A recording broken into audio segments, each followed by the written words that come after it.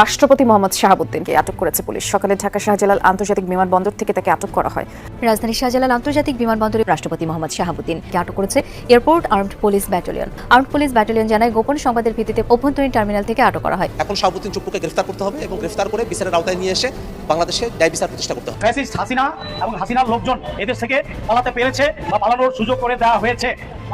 আমি বলতে চাই এই অন্যতম দোষর চুপ্পু ফ্যাসিস্ট, তাকে যেন পালাতে দেওয়া না হয়। ল্যান্ড বর্ডার এয়ারপোর্ট কোনো দিক দিয়েই নয়, তাকে আইনের আওতায় আনতে হবে। যদি চুপ্পুকে আপনারা বিনা বিচারে বাংলাদেশ ছেড়ে চলে যেতে দেন, এর আখের গোছানো কিন্তু আপনাদের জন্য ভালো হবে না। আপনারা 1 থেকে 6 এর কথা মনে রাখেন, 111 এর কথা মনে রাখেন। শেখ হাসিনা সারা দুনিয়াতে কিভাবে ইন্টারন্যাশনাল লবিস্টদেরকে কাজে লাগিয়ে বিএনপি জামাতের সরকারকে জঙ্গি মদতপুষ্ট, জঙ্গি মদতদাতা বানিয়েছিল। ইসলামী ব্যাংক দখল করার তথ্য হাজির করেছিল।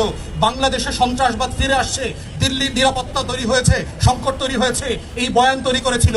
এই বয়ান আবার বাংলাদেশের চুপ্পুর ঘাড়ে করে সারা দুনিয়ার মিডিয়াতে ফিরে আসবে। রাষ্ট্রপতি ও প্রধানমন্ত্রীর মধ্যে ক্ষমতার ভারসাম্য আনতে হলে সংবিধানে 2/3 সংখ্যাগরিষ্ঠতায় সংশোধনী আনতে হয়। কিন্তু যে দল সংসদে মেজরিটি পায় তারা তাদের প্রধানমন্ত্রীকে সর্বময় ক্ষমতায় দেখতেই স্বাচ্ছন্দ্য বোধ করে।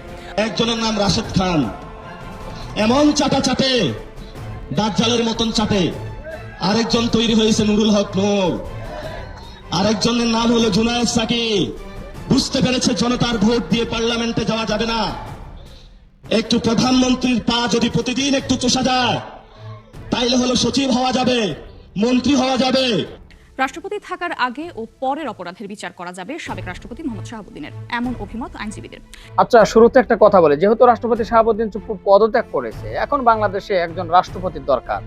তাহলে এই রাষ্ট্রপতি হিসাবে আপনারা কাকে দেখতে চান? বর্তমানে কয়েকজনকে নিয়ে খুবই আলোচনা হচ্ছে, যেমন মির্জা ফখরুল ইসলাম আলমগীর, তারপরে জুবাইদা রহমান অর্থাৎ আমাদের বাংলাদেশের বর্তমান প্রেসিডেন্ট বা প্রধানমন্ত্রী জনাব তারেক রহমানের স্ত্রী, আর আরো একজন যেটা সাধারণ জনতা বা আপনারা চান, তার নাম হলো ডক্টর মোহাম্মদ ইউনূস, অর্থাৎ সাবেক বাংলাদেশের অন্তর্বর্তী সরকারের প্রধান উপদেষ্টা ডক্টর মোহাম্মদ ইউনূসকে। এজন্যই আপনারা চান বা আমরা চাই যে তার সাথে বিশ্বের বিভিন্ন বড় বড় টপ লিডারের পরিচিতি আছে, ভালোবাসা আছে। সে যদি বাংলাদেশের রাষ্ট্রপতি হয় তাহলে আশা করা যায় বাংলাদেশকে অনেক দূর এগিয়ে নিয়ে যেতে পারবে। এজন্যই হয়তো আপনারা চান। তো দর্শক, ভিডিও শুরুতে বলতে চাই, আপনারা কাকে চান এই 3 জনের ভিতরে? জুবাইদা রহমান এবং মির্জা ফখরুল ইসলাম আলমগীর এবং ডক্টর মোহাম্মদ ইউনূস, এই 3 জনের নাম আমি বলে দিলাম। আপনারা কাকে রাষ্ট্রপতি হিসাবে দেখতে চান একটু কমেন্ট বক্সে দয়া করে জানাবেন। দর্শক শ্রোতা, আপনারা কি ভুলে গেছেন ডক্টর মোহাম্মদ ইউনূস যখন ক্ষমতায় ছিল, ভারত কিন্তু বাংলাদেশকে অনেকভাবে আক্রমণাত্মকভাবে আক্রমণ করার জন্য চেষ্টা করেছিল, কিন্তু কোনোভাবেই পেরে ওঠে নাই, শুধুমাত্র ডক্টর মোহাম্মদ ইউনূসের কারণে। আরেকটা বিষয়, দেশ যেন কোনো ধ্বংসের মুখে না যায়, দেশ নিয়ে যেন কোনো অরাজকতা করতে না পারে, যার কারণেই কিন্তু এই যেই রাষ্ট্রপতি শাহাবুদ্দিন চুপ্পু পদত্যাগ করলো, তাকে কিন্তু কোণঠাসা করে রেখেছিল ডক্টর মোহাম্মদ ইউনূস। এটা কিন্তু সে নিজেই স্বীকার করেছে, অর্থাৎ রাষ্ট্রপতি শাহাবুদ্দিন চুপ্পু নিজেই স্বীকার করেছে ডক্টর মোহাম্মদ ইউনূস আমাকে বাইরে পর্যন্ত যেতে দেয় নাই, ঈদের নামাজ পর্যন্ত পড়তে দেয় নাই, কারোর সাথে যোগাযোগ করতে দেয় নাই। দর্শক দেখেন, তারেক রহমানের সরকার থাকাকালীন এই যে রাষ্ট্রপতি, তিনি কিন্তু লন্ডন সফরে গিয়েছিলেন। ওখানে গিয়ে প্রতিনিয়ত যোগাযোগ করেছে সেই ফ্যাসিস্ট শেখ হাসিনার সাথে। এবং তারপরে যখন উনি লন্ডনে অসুস্থতার কথা বলে গেলেন এবং শেখ হাসিনার সাথে অনেক কিছু শেয়ার করলেন, তারপরে দেশে ফেরত আসলেন, এসে এই নাটকীয়ভাবে হঠাৎ করেই এই পদত্যাগ করে উনি ইস্তফা দিলেন। কিন্তু পদত্যাগ করেই কিন্তু তিনি শেষ রক্ষা হলো না তার, কারণ এখন দাবি উঠছে যে তাকে গ্রেপ্তার করতে হবে। তাকে গ্রেপ্তার না করলে বিএনপি সরকার কঠিন বিপদের মধ্যে পড়বে। এনসিপি নেতাকর্মীরা কিন্তু কড়া হুঁশিয়ারি দিয়েছেন। তাছাড়াও অনেক দলের নেতাকর্মীরা হুঁশিয়ারি দিয়েছে যে এই সাবেক রাষ্ট্রপতি শাহাবুদ্দিন চুপ্পুকে অবশ্যই গ্রেপ্তার করতে হবে এবং গ্রেপ্তার করে তার অপকর্ম যা করেছে তার ফল তাকে ভোগ করতেই হবে। দর্শক, শেখ হাসিনা থাকাকালীন বিনা প্রতিদ্বন্দ্বিতায় এই রাষ্ট্রপতি শাহাবুদ্দিন চুপ্পুকে এত বড় একটা ক্ষমতার চেয়ারে বসিয়েছিল, যার সাহায্যে সহযোগিতায় জুলাই আগস্টে এই শেখ হাসিনা কতগুলো ছাত্র, কতগুলো শিক্ষার্থীদেরকে মেরেছে সেটা আপনারা খুব ভালো করে জানেন। এখন যেই রাষ্ট্রপতি থাকাকালীন এত বড় একটা অরাজকতা বাংলাদেশে ঘটে গেল, সেই রাষ্ট্রপতি এখন পদত্যাগ করলো আর তাকে ছেড়ে দেবে, এটা তো হতে পারে না। অবশ্যই সে যে পাপকর্ম করেছে তার ফল তাকে ভোগ করতে হবে। তাছাড়াও কিন্তু এস আলমের সাথে তার ঘনিষ্ঠতা রয়েছে এবং গোপনে কিছু কারসাজি রয়েছে, যার কারণে তিনি আরো বড় অপরাধ করেছে। এটারও কিন্তু তার বিচার আসলে করতে হবে, এটা কিন্তু দাবি জানাচ্ছে বিশ্লেষকরা এবং রাজনৈতিক নেতা কর্মীরা। দর্শক, আশা করি আপনারা বুঝতে পেরেছেন যে এই রাষ্ট্রপতি শাহাবুদ্দিন চুপ্পু যদিও পদত্যাগ করেছে, কিন্তু তার শেষ রক্ষা হয়নি, বরং যে কোনো মুহূর্তে তার সে গ্রেপ্তার হতে পারে। কারণ আমরা সোশ্যাল মিডিয়া ঘেটে আপনারা দেখবেন যে তার নামে অটোমেটিক অলরেডি কিন্তু মানে মামলা দেওয়ার জন্য কিন্তু প্রস্তুতি নেওয়া হচ্ছে এবং কোন কোন খাতে মামলা দেবে সেই বিষয়টি নিয়ে কিন্তু আলোচনা চলছে, আইনজীবীরা আলোচনা করছে। যে কোনো মুহূর্তেই হয়তো রাষ্ট্রপতি শাহাবুদ্দিন চুপ্পু গ্রেপ্তার হবে এবং রাজনৈতিক নেতাকর্মীরা প্রধানমন্ত্রী তারেক রহমানকে হুঁশিয়ারি দিয়েছে যে কোনোভাবেই যেন তাকে সেফ এক্সিট না দেওয়া হয়, সে যেন কোনোভাবেই বাংলাদেশ থেকে বর্ডার পার হতে না পারে। কারণ যেহেতু রাষ্ট্রপতি থাকাকালীন মোটা অঙ্কের টাকা কামাই করেছে সালামের কাছ থেকে, বিভিন্ন খাত থেকে, এখন মনে করেন যে কোনো রকম ভাবে বাংলাদেশ থেকে বের হতে পারলে কিন্তু লাপাত্তা হয়ে যাবে এই রাষ্ট্রপতি, তাকে আর খুঁজে পাওয়া যাবে না। কিন্তু এটা যেন কোনোভাবে না হয় সেজন্য কিন্তু সরকারকে কঠিন সতর্কবার্তা দিচ্ছে বর্তমান রাজনৈতিক নেতা কর্মীরা। যাই হোক দর্শক শ্রোতা, আমি প্রথমে বলেছিলাম কাকে আপনারা রাষ্ট্রপতি হিসাবে দেখতে চান, অবশ্যই একটু কমেন্ট বক্সে জানাবেন। ওদিকে কিন্তু শেখ হাসিনার হাহাকারকে দেখবে রে ভাই, যেহেতু শেখ হাসিনার একটা মাত্র সম্বল ছিল বাংলাদেশে, আর সেটা হলো রাষ্ট্রপতি শাহাবুদ্দিন চুপ্পু, সেই সম্বলটাও যখন শেষ হয়ে গেল শেখ হাসিনার হাহাকার করা এটাই তো স্বাভাবিক। অন্যদিকে আবার ভারতের অবস্থা দেখেছেন, নরেন্দ্র মোদী যিনি শেখ হাসিনাকে আশ্রয় দিয়েছে, লালন পালন করছে, হ্যাঁ, এখন সেই নরেন্দ্র মোদীর গদি টেকাই কঠিন হয়ে গেছে। শেখ হাসিনাকে কেমন সে এখন ভরণ পোষণ করবে, লালন পালন করবে। মানে একটা কথাই আছে না যে যখন দুঃখ আসে ভাই চারিদিক দিয়ে আসে, তো শেখ হাসিনার দুঃখ এখন চারিদিক দিয়ে আসতেছে। যাও বা একটু দেশে ফেরার মতো একটা সম্বল ছিল রাষ্ট্রপতি শাহাবুদ্দিন চুপ্পু, সেও তো পদত্যাগ করলো। এখন পদত্যাগ করলো নাকি বিএনপি তাকে পিছন থেকে লাথি দিয়ে পদত্যাগ করলো আল্লাহ পাকি ভালো জানে। কিন্তু শেখ হাসিনার দেশে ফেরার যা বিন্দু পরিমাণ মানে সাহস ছিল বা সম্বল ছিল সেটাও কিন্তু অটোমেটিক নষ্ট হয়ে গেল। যাই হোক দর্শক শ্রোতা, আমি যদি এত কথা বলি তাহলে বিশ্লেষকদের কথা কখন শুনবেন? এখন বিশ্লেষকদের কথাগুলো আপনাদের সাথে শেয়ার করবো। তার আগে বলবো আমাদের এই চ্যানেলে যারা সাবস্ক্রাইব করেন, আশা করি সাবস্ক্রাইব করবেন। মাত্র আর 2 লক্ষ সাবস্ক্রাইবার হলে আমাদের 1 মিলিয়ন সাবস্ক্রাইবার পূর্ণ হয়। তো অবশ্যই আপনারা মন থেকে প্রাণ থেকে আমাদের এই চ্যানেলটি সাবস্ক্রাইব করে দেবেন। আর যারা ইতিমধ্যে সাবস্ক্রাইব করেছেন তাদের ধন্যবাদ। চলুন একটা লাইক দিয়ে আমরা বিস্তারিত আলোচনায় চলে যাই। আমরা রাজনীতি আর ভূ রাজনীতির জটিল সমীকরণগুলোকে সহজ আর স্ট্র্যাটেজিক লেন্স দিয়ে বিশ্লেষণ করার চেষ্টা করি। গত 24 ঘন্টায় বাংলাদেশের জাতীয় রাজনীতির কেন্দ্রবিন্দু হঠাৎ করেই বদলে গেছে। বঙ্গভবন এখন দেশের সবচেয়ে বড় টক অফ দ্য টাউন। শারীরিক অসুস্থতার, বিশেষ করে অটোনমিক নিউরোপ্যাথি, হৃদরোগ আর কিডনি জটিলতার কারণ দেখিয়ে দেশের রাষ্ট্রপতি মোহাম্মদ শাহাবুদ্দিন, যাকে অনেকে চুপ্পু নামেও চেনেন, তিনি পদত্যাগ করেছেন। সংবিধানের 50-3 অনুচ্ছেদ অনুযায়ী তিনি স্পিকারের কাছে পদত্যাগপত্র জমা দিয়েছেন। আর সাথে সাথেই সংবিধানের 54 অনুচ্ছেদ অনুযায়ী জাতীয় সংসদের স্পিকার বীর বিক্রম মেজর অবসরপ্রাপ্ত হাফিজউদ্দিন আহমেদ স্যার ভারপ্রাপ্ত রাষ্ট্রপতির দায়িত্ব গ্রহণ করেছেন। এটা কেবল একটা পদের রদবদল না, এটা বাংলাদেশের সাংবিধানিক যাত্রায় এক মহা গুরুত্বপূর্ণ মোড়, কনস্টিটিউশনাল পিভট। এখন চা স্টল থেকে শুরু করে টক শো আর রাজনীতির অলিতে গলিতে দুটো প্রধান প্রশ্ন ঘুরপাক খাচ্ছে। একটা প্রশ্ন হচ্ছে বাংলাদেশের পরবর্তী রাষ্ট্রপতি কে হতে যাচ্ছেন, আর তার চেয়ে গুরুত্বপূর্ণ প্রশ্ন হচ্ছে 24 জুলাইয়ের বিপ্লব উত্তর বাংলাদেশে আমাদের ঠিক কেমন রাষ্ট্রপতি চাই। আজকের এই স্পেশাল পর্বে আমরা রাষ্ট্রপতি নির্বাচন প্রক্রিয়ার সাংবিধানিক মেকানিক্স, স্বাধীনতা উত্তর বাংলাদেশের 22টা রাষ্ট্রপতি মেয়াদের ঐতিহাসিক বিশ্লেষণ, জুলাই স্পিরিট বনাম ক্ষমতার ভারসাম্য এবং সবশেষে বর্তমান রাজনীতির সমীকরণে কে হতে যাচ্ছেন আমাদের পরবর্তী রাষ্ট্রপতি, তার একটা রিয়েলিস্টিক প্রেডিকশন বা পূর্বাভাস তুলে ধরার চেষ্টা করব। আসেন প্রথমেই রাষ্ট্রের এই শীর্ষ পদ নির্বাচনের আইনি আর সাংবিধানিক মেকানিজমটা একটু পরিষ্কারভাবে বুঝে নিই। বাংলাদেশের সংবিধানের 48 অনুচ্ছেদ অনুযায়ী রাষ্ট্রপতি কিন্তু সরাসরি জনগণের ভোটে নির্বাচিত হন না। এটা একটা পরোক্ষ নির্বাচন বা ইনডাইরেক্ট ইলেকশন, যেখানে জাতীয় সংসদের সংসদ সদস্যরা ভোট দিয়ে রাষ্ট্রপতি নির্বাচন করেন।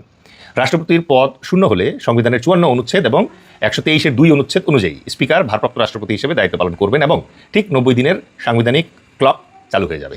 এই 90 দিনের মধ্যেই সংসদকে নতুন রাষ্ট্রপতি নির্বাচন করতে হবে। তো রাষ্ট্রপতি হওয়ার জন্য সংবিধানের যে প্রাথমিক শর্তগুলো ওগুলো কিন্তু বেশ স্পষ্ট। যেমন প্রথমেই হচ্ছে রাষ্ট্রপতিকে অবশ্যই বাংলাদেশের নাগরিক হতে হবে, দ্বৈত নাগরিকত্ব থাকলে চলবে না। তার বয়স অন্তত 35 বছর হতে হবে। সংসদ সদস্য হিসেবে নির্বাচিত হওয়ার মতো ন্যূনতম যোগ্যতা থাকতে হবে। এই সংসদ সদস্য হিসেবে ধরেন নির্বাচিত হওয়ার জন্য যোগ্যতাগুলো আছে, এগুলো আবার নির্বাচন কমিশনের লিস্টে কিন্তু দেওয়া আছে। এবং অতীতে সংসদ দ্বারা ইমপিচমেন্ট বা অভিশংসনের মাধ্যমে অপসারিত কেউ হওয়া যাবে না। বাংলাদেশে অবশ্য ইমপিচমেন্টের ধারা আছে, আইন আছে, বাট এটা কখনো প্রয়োগ হয়েছে বলে আমার জানা নাই। কিন্তু সংবিধানের ধারার বাইরে মূল রাজনৈতিক সমীকরণটা তাহলে কোথায়? আসল রাজনীতিটা লুকায় আছে পার্লামেন্টারি অ্যারিথমেটিক বা সংসদীয় সংখ্যাগরিষ্ঠতায়। যেহেতু সংসদ সদস্যরা ভোট দিবেন, তাই সংসদে যে দল বা জোটের একক মেজরিটি থাকে, বর্তমানে যেমন ফেব্রুয়ারি 2026 নির্বাচনের পর বিএনপি নেতৃত্বাধীন সরকার রয়েছে তাদের মনোনীত প্রার্থী মূলত বিনা প্রতিদ্বন্দ্বিতায় বা ভোটে বিজয়ী হয়ে বঙ্গভবনে যান। অর্থাৎ নির্বাচনটার আইনি প্রক্রিয়া যেটা আছে সেটা মোটামুটি আইনি প্রক্রিয়ায় হলেও এর মূল সিদ্ধান্তটা নির্ধারিত হয় দলীয় হাইকমান্ডের ঐকমত্যের টেবিলে। এখন প্রশ্ন হচ্ছে কেমন রাষ্ট্রপতি পাবো বা পাওয়া উচিত, এটা বুঝতে হলে আগে দেখতে হবে অতীতে আমরা ঠিক কী ধরনের রাষ্ট্রপ্রধান পেয়েছি। 1971 সালে স্বাধীনতার পর থেকে এ পর্যন্ত বাংলাদেশে প্রায় 22 জন রাষ্ট্রপতি মেয়াদ বা 16 জনেরও বেশি বিশিষ্ট ব্যক্তিত্বকে রাষ্ট্রপ্রধান হিসেবে আমরা দেখতে পেয়েছি। তাদের ক্ষমতার চর্চা এবং শাসনের ধরনের দিকে তাকালে অতীত রাষ্ট্রপতিদের মূলত 4টা আলাদা ক্যারেক্টার বা টাইপে ভাগ করা যায়।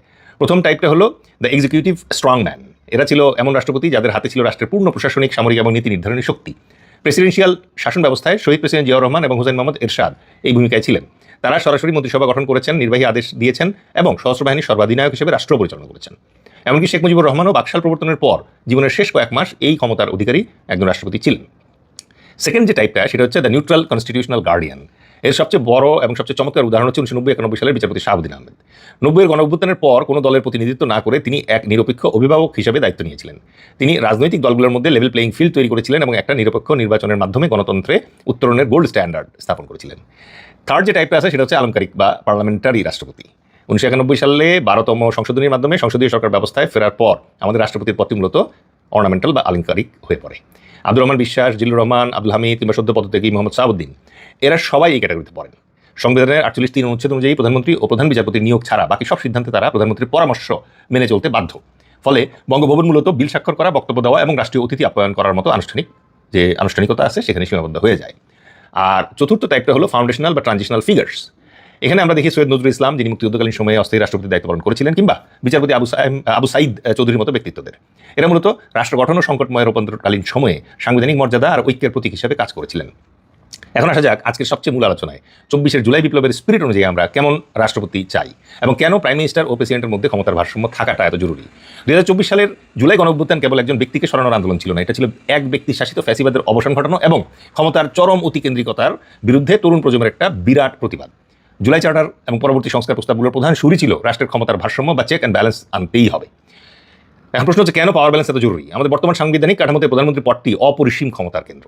একপাশে রয়েছে আর্টিকেল 48(3) যা রাষ্ট্রপতিকে প্রধানমন্ত্রীর পরামর্শ ছাড়া স্বাধীন কোনো সিদ্ধান্ত নেওয়ার সুযোগই দেয় না। অন্যদিকে রয়েছে আর্টিকেল 70 যা সংসদ সদস্যদের নিজ দলের সিদ্ধান্তের বাইরে ভোট দিতে বাধা দেয়। এই দুইয়ের সংমিশ্রণে এমন একটা ব্যবস্থা তৈরি হয় যেখানে প্রধানমন্ত্রী যদি চান তিনি সংসদ এবং বঙ্গভবন দুটোকেই এক প্রকার রাবার স্ট্যাম্পে পরিণত করতে পারেন। তাই ভবিষ্যতে স্বৈরাচার ঠেকানোর জন্য রাষ্ট্রপতির হাতে অন্তত কিছু স্বাধীন সাংবিধানিক ক্ষমতা, যেমন স্বাধীন কমিশন গঠন, আপৎকালীন সিদ্ধান্ত পর্যালোচনা বা অভিভাবকত্ব চর্চার সুযোগ থাকা অত্যন্ত জরুরি। এখন আসলে এই পাওয়ার প্যারাডক্সটা বোঝার চেষ্টা করি যে জুলাই বিপ্লবের পরেও এই জিনিসটা এত কঠিন কেন আমার জন্য। কারণ বাস্তবতা হলো বিপ্লব বা আন্দোলন যত বড়ই হোক না কেন, রাজনৈতিক সংস্কৃতি ও আইনি কাঠামোর সংস্কার আসলে কখনো রাতারাতি ঘটে না। ইতিহাস বলে যে রাজনৈতিক দল নির্বাচনে বিজয়ী হয়ে ক্ষমতায় আসে, তারা সহজে নিজেদের অর্জিত নির্বাহী ক্ষমতা কমাতে চায় না। রাষ্ট্রপতি ও প্রধানমন্ত্রীর মধ্যে ক্ষমতার ভারসাম্য আনতে হলে সংবিধানে 2/3 সংখ্যাগরিষ্ঠতায় সংশোধনী আনতে হয়। কিন্তু যে দল সংসদে মেজরিটি পায় তারা তাদের প্রধানমন্ত্রীকে সর্বময় ক্ষমতায় দেখতেই স্বাচ্ছন্দ্য বোধ করে, রাষ্ট্রপতির হাতে ক্ষমতা তুলে দিতে তারা নারাজ। এটাই হলো গণতান্ত্রিক সংস্কারের সবচেয়ে বড় চ্যালেঞ্জ। যাদের হাতে ক্ষমতার বিকেন্দ্রীকরণের চাবিকাঠি থাকে তারাই ক্ষমতায় গিয়ে সেই ক্ষমতা ভাগাভাগি করতে কনফিউজড হয়ে যায়, দ্বিধায় পড়ে যায়। তাহলে এই পুরো রাজনৈতিক প্রেক্ষাপটের সামনে আমাদের জন্য কি অপেক্ষা করছে? আগামী 90 দিনের মধ্যে বাংলাদেশ ঠিক কেমন রাষ্ট্রপতি পেতে যাচ্ছে? আসেন একটা রিয়েল পলিটিক্স দিয়ে সমীকরণটা মেলানোর চেষ্টা করি। প্রথমত, ইলেকট্রাল লজিক বলে যেহেতু সংসদ সদস্যরা ভোট দেবেন, তাই সরকার বা সরকারি মেজরিটি দল এমন কাউকে বঙ্গভবনে পাঠাবে না যিনি তাদের জন্য প্রতিনিয়ত সাংবিধানিক বাধা বা মাথা ব্যথার কারণ হয়ে দাঁড়াবেন। দ্বিতীয়ত, পাবলিক ক্রেডিবিলিটি। জুলাই বিপ্লবোত্তর বাংলাদেশে সরকার চাইলে অতীতে যেমন চরম দলীয় ক্যাডার বা বিতর্কিত কাউকে বসিয়ে দেওয়া যেত, এবার তা সহজে করতে পারবে না, কারণ জনগণের নজর এখন বঙ্গভবনের দিকে। তাই স্ট্র্যাটেজিক প্রেডিকশন বলছে যে আমরা যেমন কোনো সামরিক পটভূমি থেকে আসা এক্সিকিউটিভ স্ট্রংম্যান পাচ্ছি না, তেমনি অতীব বিতর্কিত বা অন্ধদলীয় কোনো ইয়েসম্যান রাষ্ট্রপতিকেও দেশের সচেতন সমাজ এই মুহূর্তে গ্রহণ করতে মানসিকভাবে প্রস্তুত না। তাহলে সম্ভাব্য চিত্র যেটা বলছে সেটা হচ্ছে বাংলাদেশ পেতে যাচ্ছে একজন consensus based, low risk, senior consultant টাইপের অথবা টেকনোক্রেট স্টেটক্রাফট লিডার। এমন একজন সম্মানিত সাবেক বিচারপতি, প্রবীণ আইনবিদ, আন্তর্জাতিকভাবে টেকনোক্রেট বা সুশীল সমাজের ব্যক্তিত্ব, যিনি ব্যক্তিগতভাবে অত্যন্ত সম্মানিত, যার সাংবিধানিক ও নৈতিক গ্রহণযোগ্যতা রয়েছে, কিন্তু যিনি প্রধানমন্ত্রীর নির্বাহী ক্ষমতায় সরাসরি বড় কোনো সংঘাত সৃষ্টি করবেন না। এরকম একটা লোকই খুঁজে আসলে বের করার চেষ্টা করা হবে। ইতিমধ্যে আলোচনায় বিভিন্ন লোকজনের নাম ঘুরে ফিরে আসতেছে, আমি নাম নিব না। এর অর্থই হলো যে রাজনৈতিক সিদ্ধান্ত এখন নিছক দলীয় মার্কা ছাপিয়ে গ্রহণযোগ্যতা আর সামাজিক মর্যাদার দিকেই ধাবিত হচ্ছে। বাংলাদেশের তার ইতিহাসে সর্বময় ক্ষমতার শক্ত রাষ্ট্রপতি যেমন দেখেছে, আবার নীরব ও অলংকারিক রাষ্ট্রপতিও দেখেছে। তবে জুলাই প্রজন্ম আজ এক পরিপক্ক সাংবিধানিক ব্যবস্থার দাবি জানাচ্ছে, যেখানে রাষ্ট্রপতি একনায়ক হবেন না, আবার শুধুই নামকা ওয়াস্তে রাবার স্ট্যাম্পও হবেন না, বরং হবেন সাংবিধানিক নাগরিক অধিকার আর গণতন্ত্রের এক নীরব অথচ শক্তিশালী অভিভাবক। ভারপ্রাপ্ত রাষ্ট্রপতি হিসেবে স্পিকার বেজর অবসরপ্রাপ্ত হাফিজউদ্দিন আহমেদ কত দ্রুত সংসদকে সঙ্গে নিয়ে এই নতুন সাংবিধানিক অধ্যায় সম্পন্ন করেন, এখন সেটাই দেখার বিষয়। আমি আপনাদের কাছে একটা প্রশ্ন রেখে আজকের পর্ব শেষ করতে চাই। আপনার কি মনে হয়, বাংলাদেশের নতুন রাষ্ট্রপতি কি কেবলই একজন আলংকারিক পদ হিসেবেই থাকা উচিত, নাকি প্রধানমন্ত্রী একচ্ছত্র ক্ষমতার লাগাম টানতে তাকে সুনির্দিষ্ট কিছু প্রশাসনিক ক্ষমতাও দেওয়া জরুরি? সাবেক রাষ্ট্রপতি শাহাবুদ্দিন চুপ্পু সম্ভবত ফেসে যাচ্ছেন। তিনি সেফ এক্সিট না পাওয়ার যথেষ্ট সম্ভাবনা রয়েছে, যদিও রাজনীতি ক্ষণে রং বদলায়, রাজনীতি গৌরবময় অনিশ্চয়তার খেলা। সেই জায়গায় শাহাবুদ্দিন চুপ্পু সেফ এক্সিট না পেয়ে বরং আইনের জালে আটকা পড়তে পারেন, সে আলামত আমরা লক্ষ্য করছি। তার বিরুদ্ধে একের পর এক অনেকগুলো মামলা হবে, তদন্ত হবে। বিএনপি সরকারের মোটামুটি সম্মতি যে না, তাকে আইনের আওতায় আনার, এ বিষয়ে আমরা ইঙ্গিত পেয়েছি। এটা একটা সুখবর দর্শক। আর দি সেম টাইম শাহাবুদ্দিন চুপ্পুর বিদায়ের পর সেনাপ্রধানকে নিয়ে নানান আলোচনা, জল্পনা কল্পনা বাজারে আসে, যে শাহাবুদ্দিন চুপ্পু এবং সেনাপ্রধান মিলেই তো প্রফেসর ইউনূসকে বাধাগ্রস্ত করেছিলেন, ইউনূসকে চাপ দিয়েছিলেন, ইউনূসকে কাজ করতে দেননি। এমনকি শাহাবুদ্দিন চুপ্পুর কারণে আজকের এই বিএনপির পররাষ্ট্র মন্ত্রী খলিলুর রহমান, যিনি ইউনূসের ডান হাত ছিলেন, তিনি সামরিক উপদেষ্টা ছিলেন অথবা নিরাপত্তা উপদেষ্টা ছিলেন, তিনি বর্তমান সেনাপ্রধানকে বরখাস্ত করে জেনারেল কামরুলকে সেনাপ্রধান বানাতে চেয়েছিলেন, কিন্তু সেটা পারেননি। কেন পারেননি? এই শাহাবুদ্দিন চুপ্পুর কারণে পারেননি। কারণ সেটা করতে হলে তো শাহাবুদ্দিন চুপ্পুর সিগনেচার লাগবে। আর ওদিকে ওয়াকারুজ্জামান, তিনি চুপ্পুর সাথে মিলে খেলেছেন। এরকম খেলা কিন্তু হয়েছে। আর দুইজনই হাসিনা অ্যাপয়েন্টেড। আবার ওয়াকারুজ্জামান যতই ভালো হন না কেন, আমরা তাকে রেসপেক্ট করি, বাট তিনি বিক্রম মিস্ত্রির সাথে মিটিং করেছেন ইউনূসের আমলে গোপনে। ভারতের সেনাপ্রধান অনেকবার বলেছে যে আমার সাথে বাংলাদেশের সেনাপ্রধানের নিয়মিত যোগাযোগ আছে। এগুলো ডেফিনেটলি সন্দেহজনক। যদিও সেনাপ্রধান ওয়াকারুজ্জামানের বর্তমান কার্যক্রম যথেষ্ট সন্তোষজনক এবং এটা হতে তো বাধ্য, এর বাইরে তো তার কিছু করার ছিল না। তো দর্শক, এই জায়গায় এই প্রশ্ন স্বাভাবিকভাবেই উঠছে, যে কারণে যে ভয়ে তড়িঘড়ি করে বিএনপি সরকার শাহাবুদ্দিন চুপ্পুকে লাথি দিয়ে সরিয়ে দিল, সেই কারণটা তো, সেই ভয়টা তো ওয়াকারুজ্জামানের ক্ষেত্রে আছে। কেন শাহাবুদ্দিন চুপ্পুকে বিএনপি তড়িঘড়ি করে পদত্যাগ করার অনেক কারণ আছে। চীন সফরের আউটকাম, অনেক কিছু আমরা বলেছি, বিএনপির ভিতরে অসন্তোষ। কিন্তু একটা কারণ আছে যে ভয়। বিএনপি সরকার বা তারেক রহমান কাটার বা কাটাযুক্ত সিংহাসনে বসে আছেন, এর মানে তিনি কমফোর্ট ফিল করছেন। সিংহাসনে তারেক রহমান, কিন্তু রাষ্ট্রপতি চুপ্পু, সেনাপ্রধান ওয়াকারুজ্জামান, দুইজনই হাসিনার। এটা কাটাযুক্ত সিংহাসন না তাহলে কি? এই কাটার ভয়ে মূলত এই সার্জিওগর বাংলাদেশে আসছেন, আপনারা জানেন, শীঘ্রই সম্ভবত 29 তারিখ ট্রাম্পের ঘনিষ্ঠ বন্ধু ও মধ্য দক্ষিণ এশিয়া বিষয়ক দূত, বিশেষ দূত ডোনাল্ড ট্রাম্পের, ভারতে নিযুক্ত রাষ্ট্রদূত।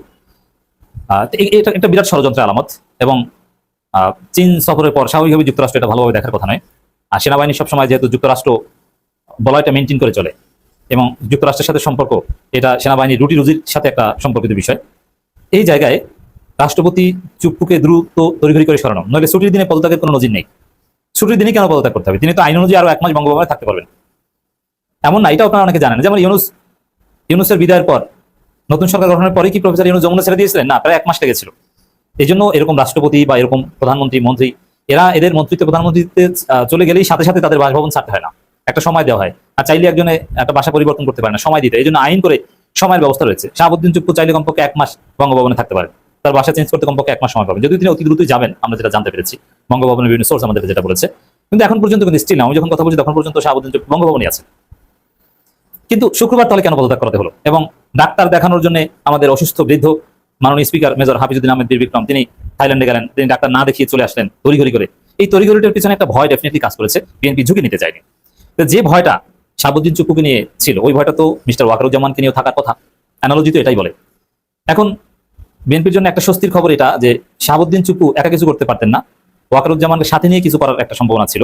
এবং আওয়ামী লীগ প্রতিনিয়ত উস্কানি দিচ্ছে, যেই সেনাপ্রধান এই করতে পারে, সেই করতে পারে, সেনা অভ্যুত্থান করতে পারে, যুক্তরাষ্ট্র এটা করতে পারে। এগুলো আওয়ামী লীগের অপপ্রচার কিংবা গুজব কিংবা তাদের উস্কানি, এটা তো আছে। আর এর সাথে সাথে বিএনপি যে একদম ভয় পাচ্ছে না, বিষয়টা এরকম না, ভয়ও আছে তাদের মধ্যে। তবে এই স্বস্তির খবর এটা যে বাংলাদেশে কোনো অবর্ণ 111 ঘটাতে হলে 2 জন লোক লাগে, রাষ্ট্রপতি এবং সেনাপ্রধান, এই 2 জনে মিলে এটা করতে পারে।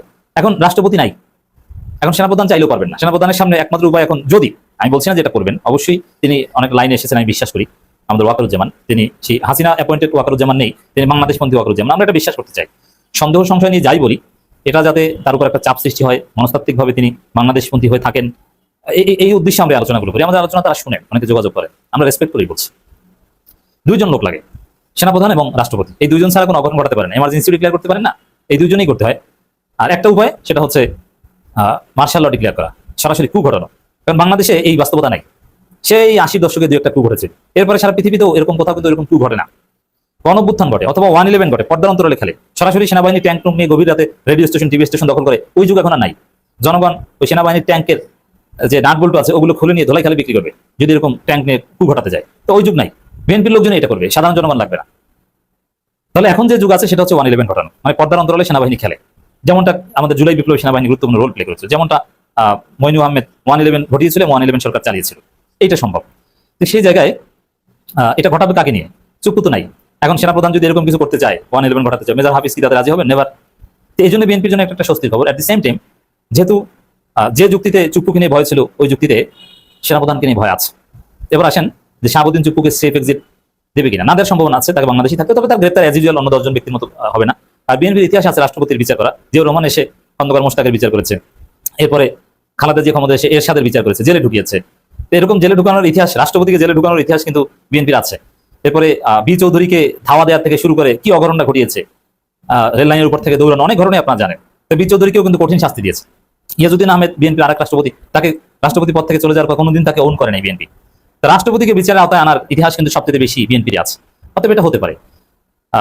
আর যদি চুপ্পুকে সেই ব্যক্তি দেওয়া হয়, তাহলে চুপ্পু বিদেশ যেই বলবে যে আমিও পদত্যাগ করিনি, আমার আম্মু শেখ হাসিনাও পদত্যাগ করেনি, তখন তো বিএনপি বেকায়দা করবে। এই কারণে তাকে সেই ব্যক্তি দিবে না সম্ভবত। বিরোধী দল আর সরকারি দলের দূরত্ব বাড়তেছে, হ্যাঁ, এটা আপনারা কনফার্ম থাকেন। এতে ক্লিয়ার আমরা যে ওই যে একটু আগে যে গল্পটা করলাম আপনার আমার, অর্থাৎ আপনি কি আমাকে মাইনা নিতে পারবেন? আমাকে যদি আপনি না মাইনা নেন, আপনার আমার দূরত্ব বাড়লো না, বাড়তে থাকবে। আরেকটা কি ব্যাড এফেক্ট করবে জানেন?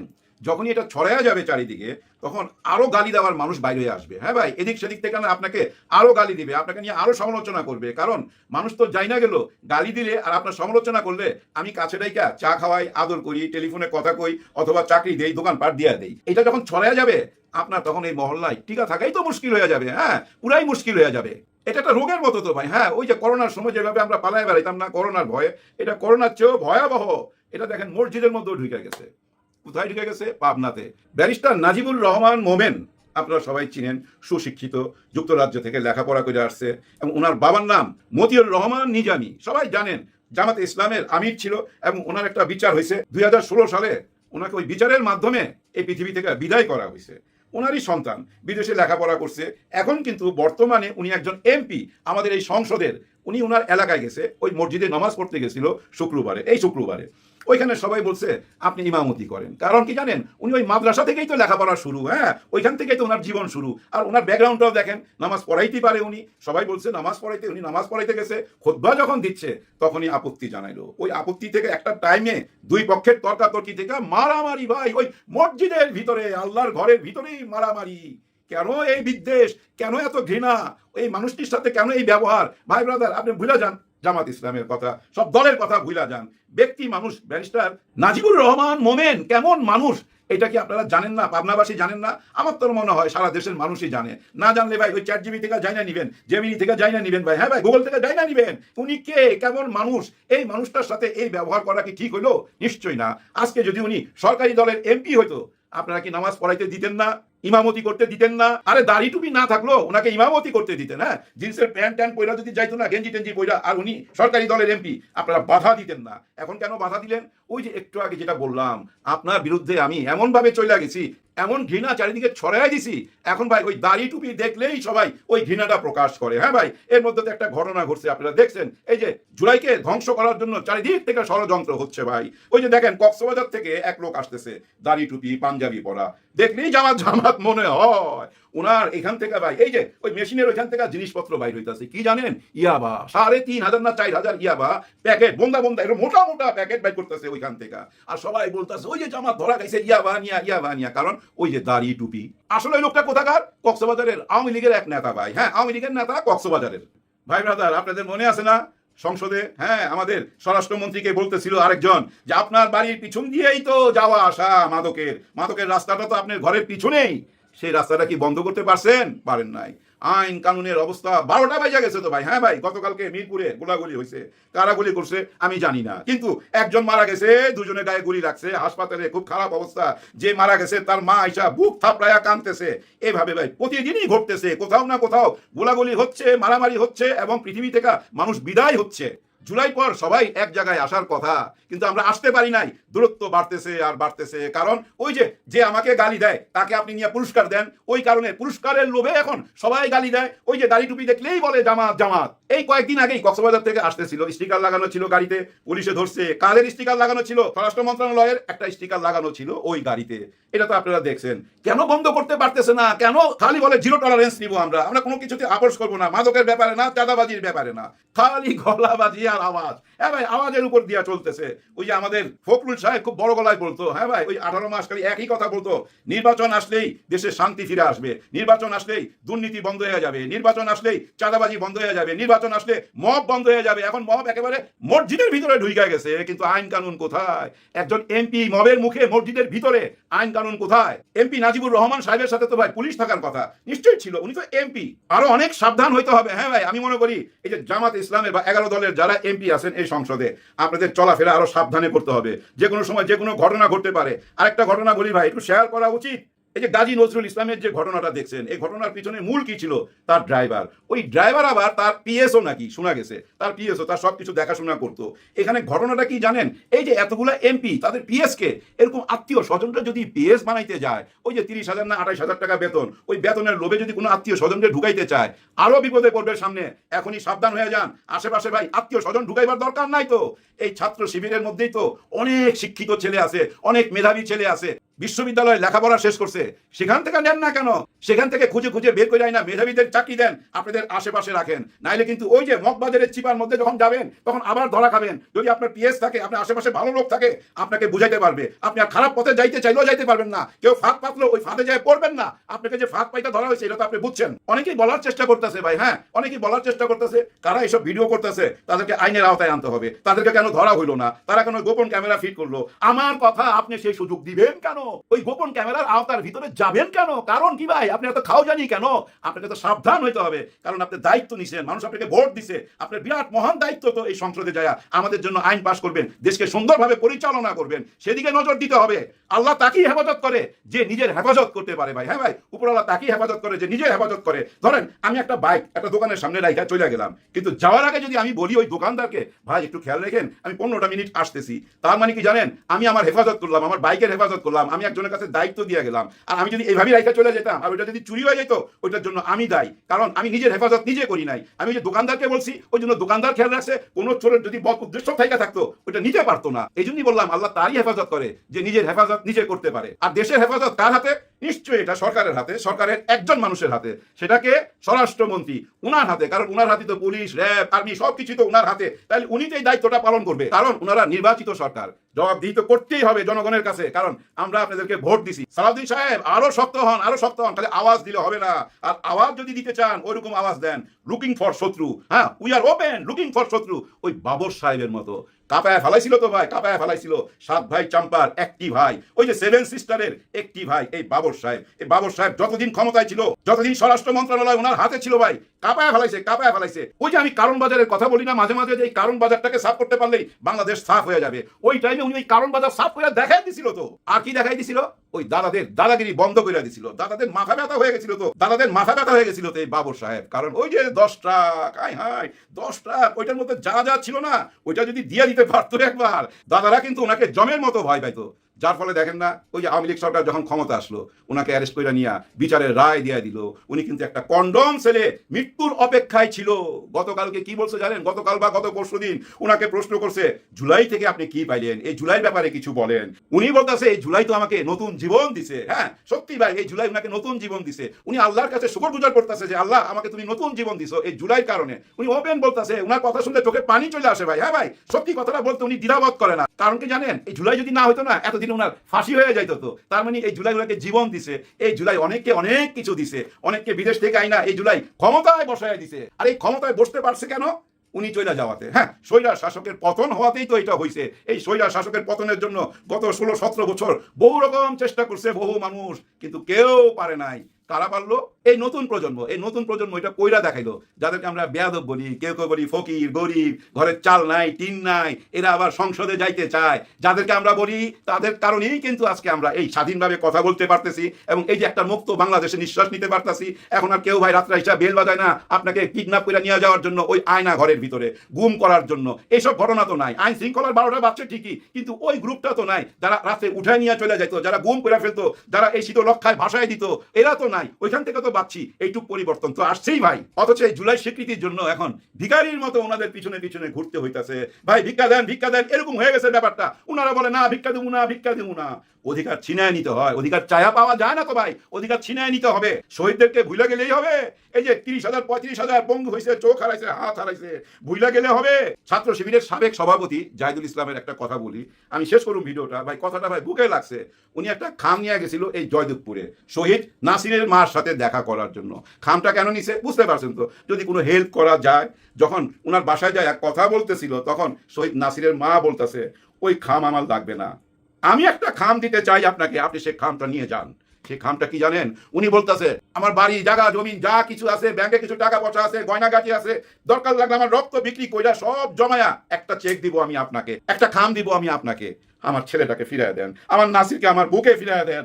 জাহিদুল ইসলাম তখন কাঁদতে কাঁদতে ওই খামটা নিয়ে বাসায় চলে আসছে। হ্যাঁ, ওই খামটা আর দিতে পারে নাই। কি উত্তর দিবে বলেন? আমরা তো দেখছি ভাই, অনেক 10 বছরের ছেলে নিজের নাম লেখছে হাতে, আমার নাম অমুক, নিজের নাম লেখছে। বাবা জিজ্ঞেস করছে নামটা কেন লেখলা? বলে আমি তো মিছিলে যাচ্ছি, যদি গুলি খায়া মইরা যাই তাহলে আমার নাম দেখা যেন তুমি চিনতে পারো বাবা।